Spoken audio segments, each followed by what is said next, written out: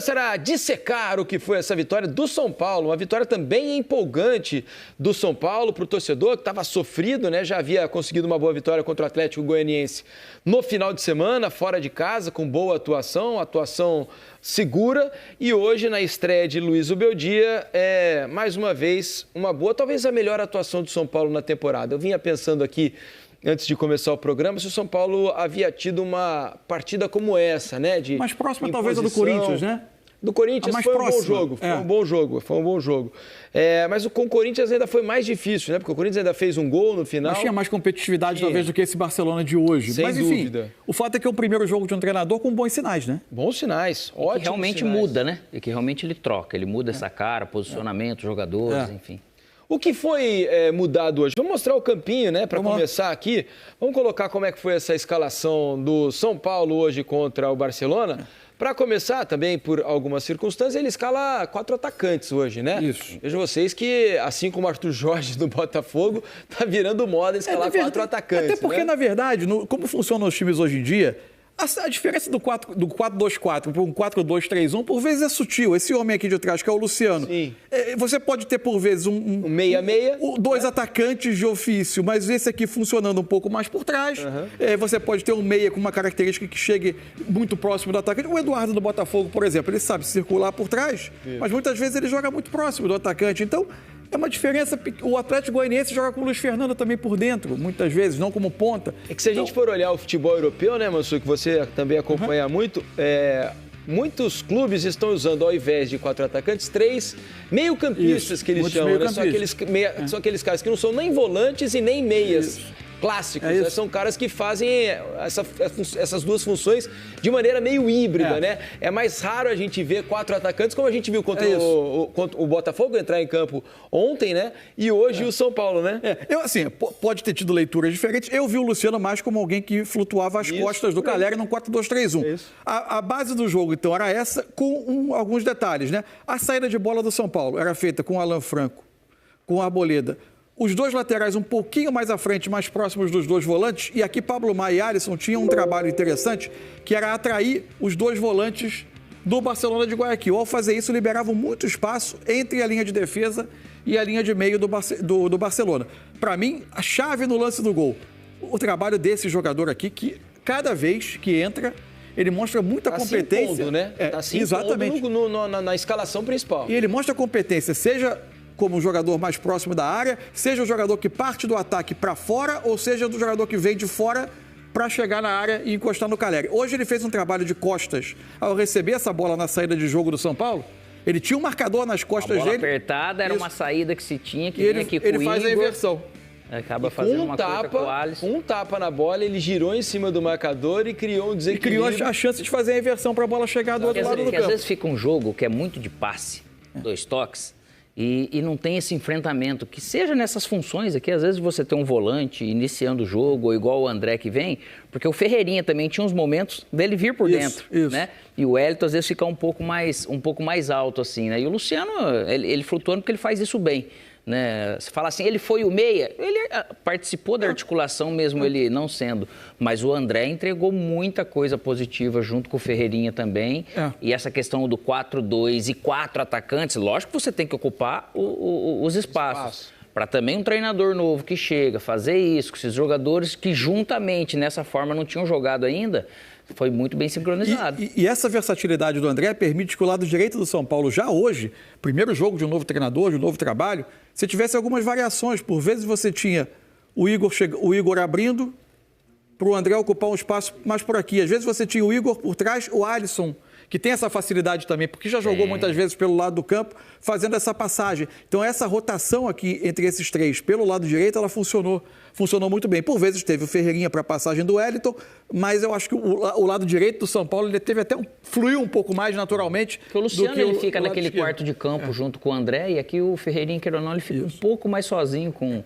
o Wellington. Mas jogando fora de casa, é óbvio que fluiu, às vezes, até melhor do que eles imaginavam. Então, é aquele negócio de uma lucidez, Felipe, de você escalar um time e você não sabe se vai dar certo. Você está ali treinando e é o jogo que mostra. Aí ele fala, opa, peraí, aqui deu liga. Claro. É o que, de repente, o Arthur, igual você falou, o Arthur Jorge no Botafogo fez, falou, opa, a partir daqui eu quero assim, então parece que teve esse encaixe. Onde eu acho que talvez vai ficar, e é naturalmente, primeiro jogo, você não ia ter um time funcionando com uma perfeição e uma harmonia total.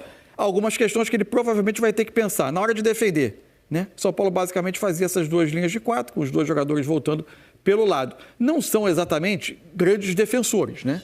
Não, o Caleri, o próprio Luciano, jogadores que ajudam, que tem, mas por vezes eu achei Pablo Maia e Alisson um pouco sacrificados, tanto que o Barcelona tem, na parte final do primeiro tempo, e antes do gol do Alisson, que sai de um escanteio no segundo tempo, o gol sai com 18 minutos de segundo tempo, 2-0. Começo do segundo tempo. O Rafael fez 2 defesas bem difíceis. Uma seguida da outra, isso, né? isso. O mesmo jogador, inclusive, do Rojas. Do Rojas. Uma ele bate cruzado, o Rafael pega com a mão esquerda, outra ele bate no próprio canto ali, no canto direito, e o Rafael também pega, né, moço? Então, defensivamente também o São Paulo vai ter algumas coisas a ajustar, caso seja essa a base do trabalho daqui por diante, lembrando que o São Paulo tem jogadores fora, jogadores voltando, alguns que não jogaram boa parte da temporada, por exemplo, como o Nestor, que estava no banco, tem ficado no banco e tem começado a entrar, entrou hoje de novo.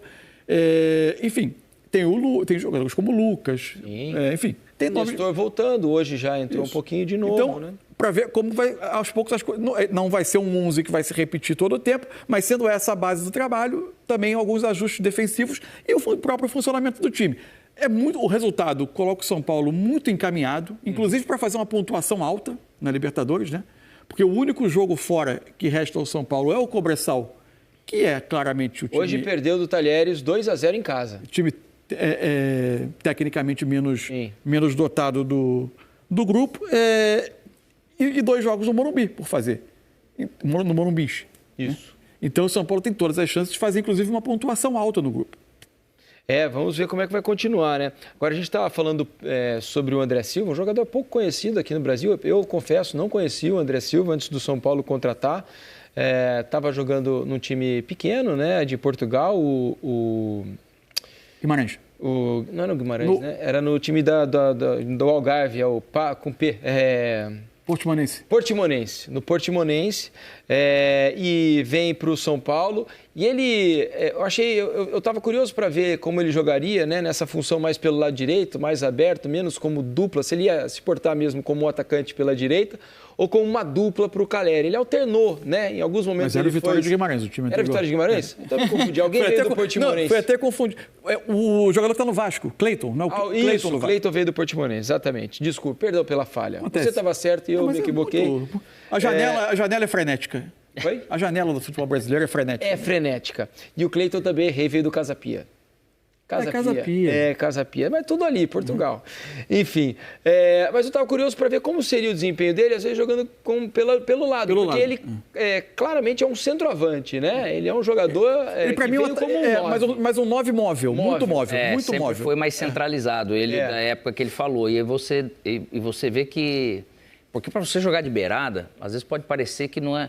Sei lá, eu não enxergo futebol tão complicado, mas para muitas cabeças acaba sendo dentro de campo. Mas para você fazer essa função, você também tem que ter, além do entendimento do jogo, muito grande saúde. E ele tem força, ele tem velocidade, ele tem a retenção, ele tem realmente a condução. Então, é algo que o Zubeldia mostra, assim, de diferente, vamos dizer, que às vezes os treinadores acabam tendo, de encontrar um lugar para esse tipo de jogador, né, cara? Porque você pensa só colocar ele por dentro, de repente você fala, poxa, e aí? Então agora depende realmente de uma sequência. Você vê que ele sustenta muito melhor a questão do jogo. Ferreirinha, com 12 minutos, já sentiu cãibra.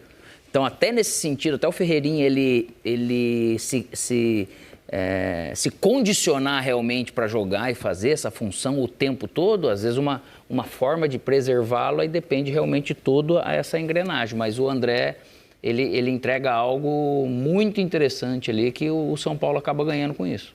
Vamos dar uma olhada nas estatísticas do jogo, né? Os números, o que eles dizem a respeito desse jogo, essa boa vitória do São Paulo jogando no Equador. Olha só, posse de bola, 60... Aliás, teve um momento no primeiro tempo, os primeiros 20 minutos, 25 do primeiro tempo, parecia que o São Paulo estava jogando no Morumbi, né? Ficava tocando a bola, nem sempre conseguia criar oportunidades, né? Mas pouco deixava o Barcelona tocar na bola, né? 61% do São Paulo, um número alto, né? Para um jogo fora de casa, contra 39% do Barcelona. Foram 12 finalizações do Barcelona contra 9 do São Paulo, 4 no alvo para cada lado. 2-2 em escanteios, 12 faltas cometidas pelo time equatoriano, 14 pelo São Paulo, 2-1 em impedimentos, né? 2 jogadores do São Paulo impedidos contra 1 do Barcelona. Vamos à próxima página. Passes trocados, 522 do São Paulo contra 335 do Barcelona. Precisão, 88% do São Paulo contra 80%, número baixo do Barcelona, né? Ou seja, a pressão do São Paulo funcionou. Né? Desarmes, vejam o número de desarmes, tá aí o reflexo. 12-3. O Barcelona tinha muita dificuldade para tirar o homem da bola do São Paulo, né? Cartões amarelos 1-1, cartões vermelhos 0-0. E sobre o mapa de calor, ô Mansur, olha como a área vermelha aqui, a área mais ocupada, é a área do Alisson ali, né? Isso. Alisson com o André, né? Mais do lado direito do ataque. Tem uma onda de calor chegando ali, viu, pro Rio de Janeiro, Leão? Mas é uma amostragem do quanto o André também participou do jogo com o Alisson. Mas é que também, se você pegar, Igor Vinícius. Se você pegar o Igor Vinícius com o Alisson, André e Luciano, né? Eles fizeram praticamente esse quarteto ali que pode se mexer, que fica interessante muito mais por esse lado. E aonde o Ferreirinha também fez um baita jogo de novo, menos a zona de calor não sendo igual do lado direito, mas com ele, como é impressionante o que ele consegue, que ele tem de potencial, né? O Ferreirinha que ele pode entregar, né? Não, ele ajuda muito, agora ele precisa ter sequência, né? Porque ele tem enfrentado problemas. Hoje, aparentemente, foi cãibra, né? Não parece ser tão preocupante. É que o São Paulo está tão traumatizado com a questão das lesões. Só tomar uns isotônicos, comer umas bananinhas a mais, né? Um líquido. Do jogo. Mas ele faz diferença, mas precisa de jogo. Porque ele tem drible, é algo que é raro em muitos clubes, né, do futebol brasileiro. O Ferreirinha consegue ter esse desequilíbrio. Hoje ele até teve alguns lances que ele segurou um pouco a mais a bola do que deveria, acabou perdendo no momento final, mas é um jogador que tem a capacidade de arrastar a marcação. De arrastar, de desequilibrar com o drible, de ter dar velocidade num contra-ataque. Eram 2 jogadores de lado com características muito diferentes, o André e o Ferreira. Ele, sob esse aspecto, é um jogador muito importante.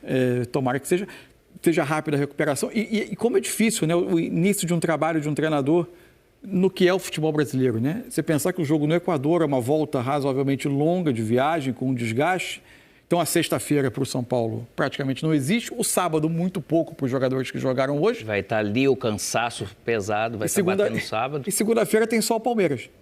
Vai ser um belo jogo. Palmeiras e São Paulo, os dois empolgados aí de vitórias expressivas, né? Empolgados com vitórias importantes na Libertadores, mas em termos de trabalho, o Palmeiras uma situação muito mais favorável. Além de ter um dia a mais, tem 3 anos a mais. Mas que bom que é segunda, que se fosse domingo ia ser osso. Ia ser difícil. Ia ser mais difícil ainda. Há um tempinho para descansar. Aqui na hashtag troca de passes, o Amarildo Matheus diz: a única comissão técnica que trabalha com ciência no futebol é a do Flamengo. Parabéns, Tite e companhia. Tá brincando aqui que o São Paulo entrou com seus principais jogadores hoje. Nível do mar, né?